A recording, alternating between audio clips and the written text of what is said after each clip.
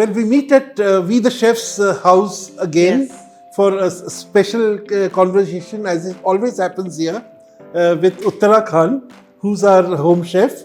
And, you know, of course, she's famous for her Murshidabadi biryani. So for me, to cook 6 kilo biryani is not much. Oh, wow, okay, right. Because in our house, 3 kilo biryani finishes like that. But cheesecakes are also very popular. I love cheesecakes actually. It took me a long time to find a good cheesecake. My food is indulgent. There is no zero sugar, zero oil, zero ghee, zero butter. No, it has sugar, it has butter, it has ghee, it has all the things which many people may not want in their bodies. But once in a while, it's okay to indulge yourselves.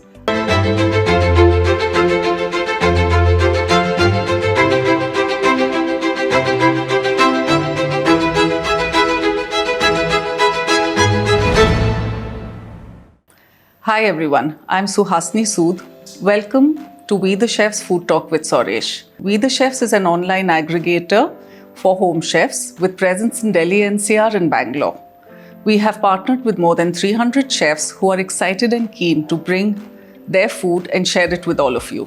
We make this happen by collecting hot, authentic, freshly prepared food from their doorsteps and delivering it to you. In this series, Sourish will be talking to a different chef every week. They will be sharing their food journey with us, how their love for food started, what they've learned along the way, and their dreams and ambitions. They will also be giving us great insights into the cuisine that they love. So let's get started. Well, we meet at We the Chef's house again for a special conversation, as it always happens here, with Uttara Khan, who's our home chef.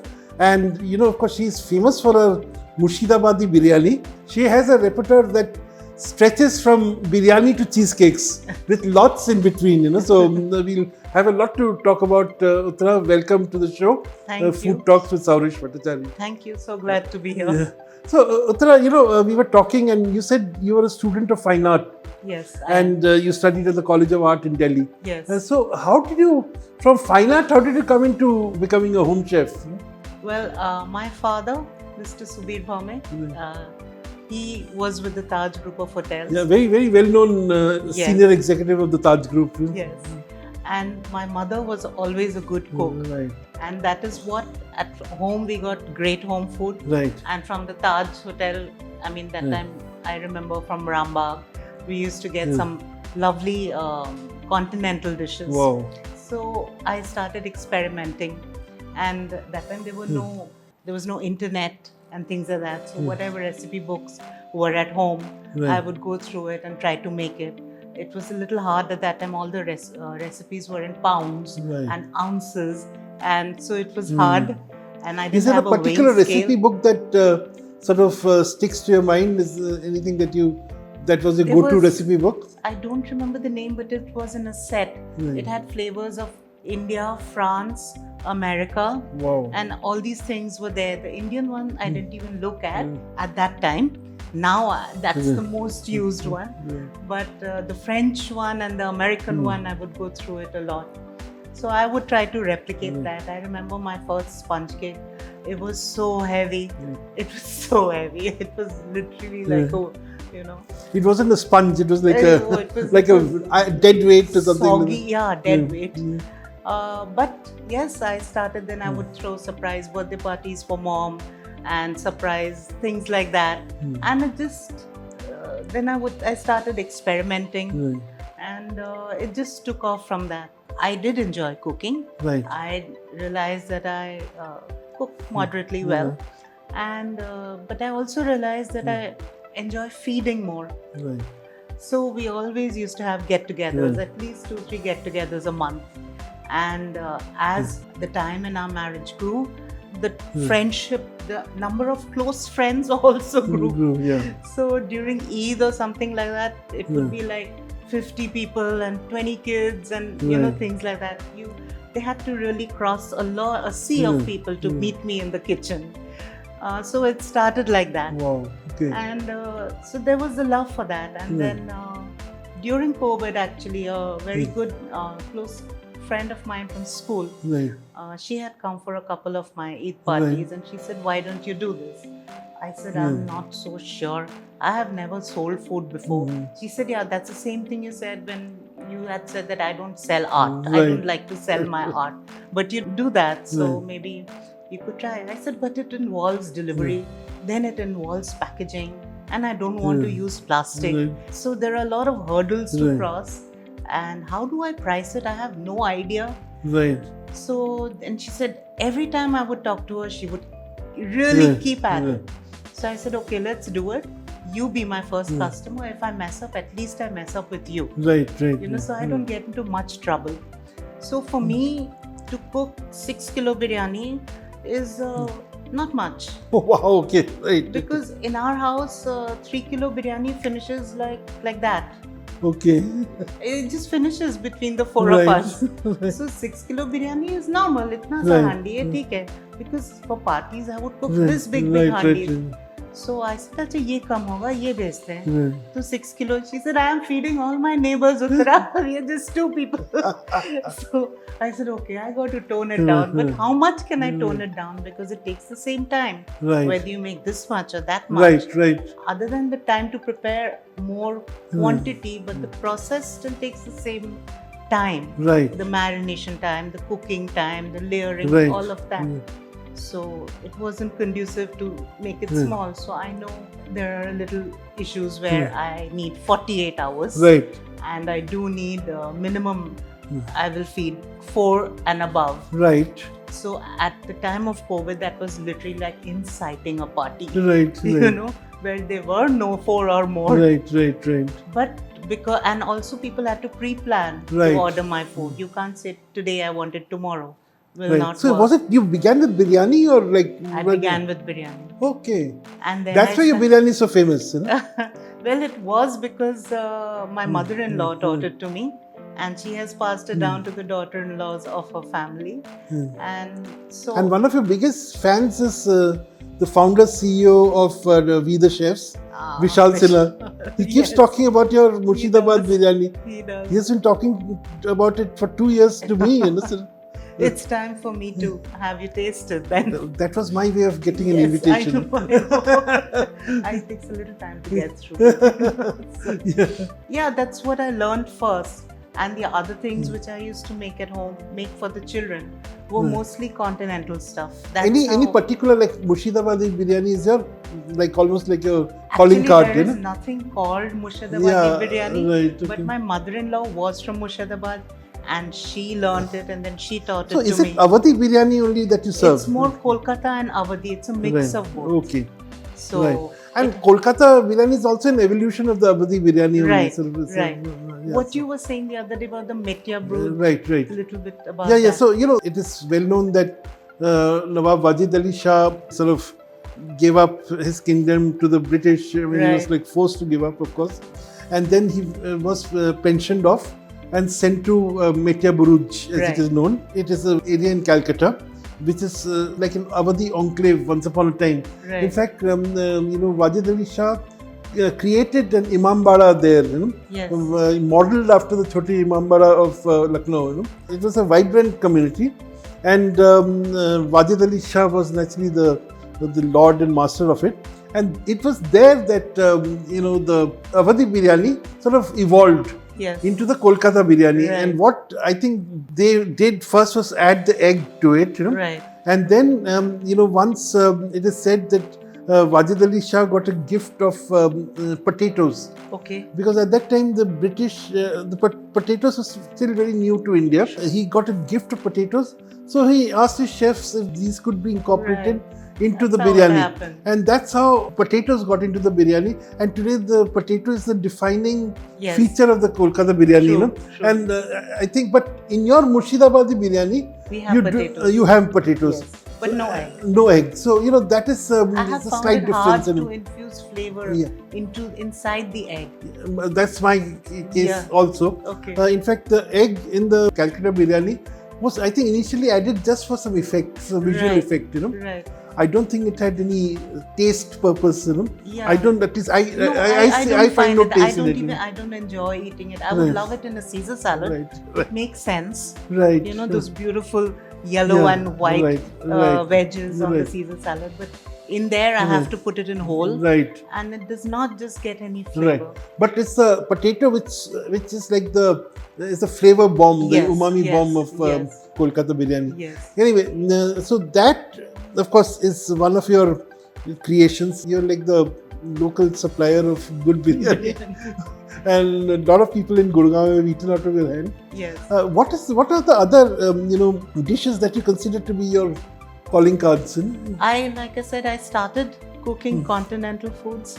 So I have a lot of continental food like pies, etc., quiches in my the thing is, when you're a mom and you don't want them to eat food outside, you kind of experiment with how to make good food at home. Right. So most of the menu which is there is actually what the kids love and have been a success for 20 years. And my theory is that, look, if kids like something, it's bound to be popular. Right, because they don't bullshit, you know. Very simple, you know. So, I mean, that's the bottom line, you know. So some things I cannot, although I know how to make it, I cannot put it on the menu, like the sliders or the kathi roll, because those things have to be had then and there. Packed, it just doesn't have the same, you know, flavor. You're right. And so those are not on the menu unless people come home and I serve it to them. So your cheesecakes are also very popular. I love cheesecakes actually. It took me a long time to find a good cheesecake. My dad, he had his holidays on Thursdays when he was working with Taj in Mumbai. And that time he was not a manager. So on Thursdays he would take me to the Oberoi's to have a cheesecake. Wow. Every Thursday. And then we used to go for the pony ride. But yeah, I remember the cheesecake from then. So I think that is what has become that and tiramisu. I don't know how to make. I've not tried my hand at making tiramisu, but I love it. So that is one of my favorites.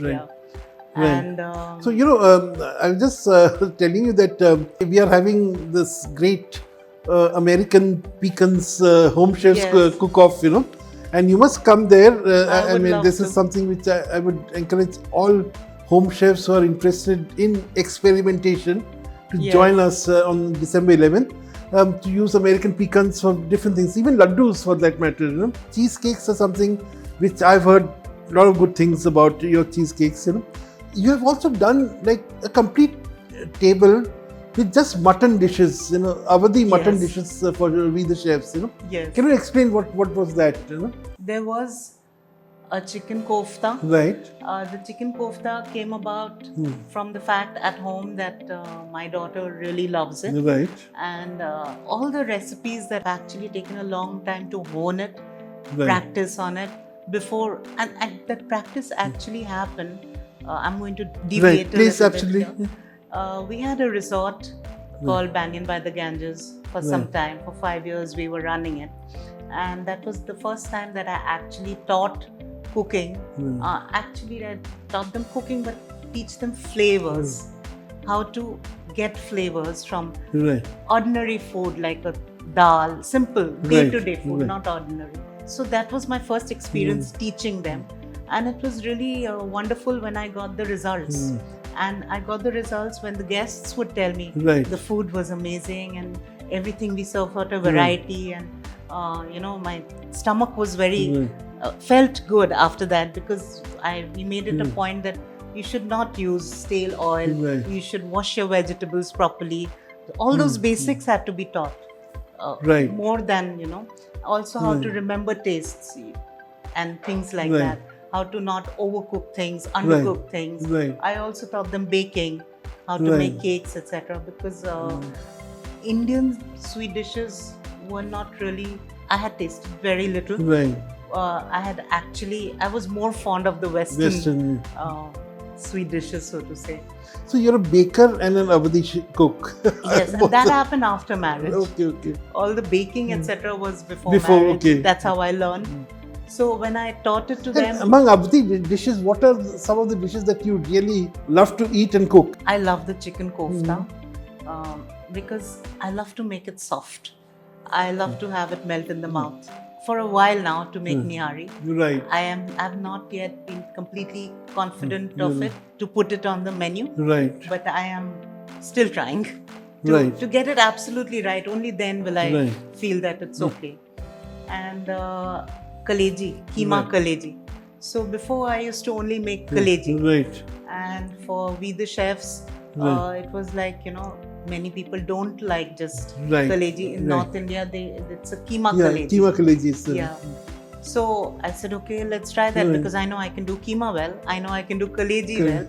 It took some trials to get the exact proportion. Right. Most interesting part of it was the cooking down the onions. Right. It took me, for the quantity that we had here, there were quite a lot of onions. It took 2 hours to slow cook the onions to get it into that stage before I could add the meat. Right. So that was fun because one of the guests also said that there is a sweetness in it. Was it incorporated? I said no. It's from the caramelized onions. Yeah. I did not put any sugar or cream or anything, or not even milk of any, no dairy of any sort. So that was that. And of course the biryani was there. The kebabs, the Shami kebabs. The Shami kebabs, the Sikh kebabs, those were there. I enjoy eating kebabs. Most of our menu is actually what I enjoy eating. So I think that is the advantage of being a home chef, Right. Because you're not bound by a particular menu, Right. And there are no fixed expectations of your clientele, Right. So basically they are looking at you for surprises. Yes. And those surprises come from what you find interesting or exciting. And like you said, eclectic. Yeah, absolutely. It has to be like, otherwise, how do you hold the interest of the people? True. So that's. I really don't have. My thing is a fusion. I have some Bengali cooking. Again, the ones I like to eat, and the ones we make at home are not on the menu. Right. I mean, you are a Bengali, and we have such wonderful vegetarian dishes. But they're not on the menu. But what are the Bengali non-vegetarian dishes that you have on the menu? Chingri mach and malai curry, and everyone's fish favorite. Fry. Yeah. So there are only favorites. Prawn malai curry and fish fry. Also, since I like feeding people, my food is indulgent. There is no zero sugar, zero oil, zero ghee, zero butter. No, it has sugar, it has butter, it has ghee, it has all the things which many people may not want in their bodies. But once in a while, it's okay to indulge yourselves. And enjoy yourself. And when you're ordering in, or going out, there's no point, counting calories. You can always do it other times. True. Great. Thank you so much for coming to Be the Chefs and speaking about your experience, amazing experience, that you have. We hope to see you soon doing things at Be the Chef's house, which will make news, in fact, and let us see how things pan out. I'm sure we'll be having a lot to talk to you about towards the end of this month. Wonderful. Can't disclose more now. Yes. Thank you so much for being here. You're most welcome. Catch up with you soon. Yes. Thank you. Press the like, subscribe and bell icon, and don't forget to order from We the Chefs to taste the stories of our home chefs.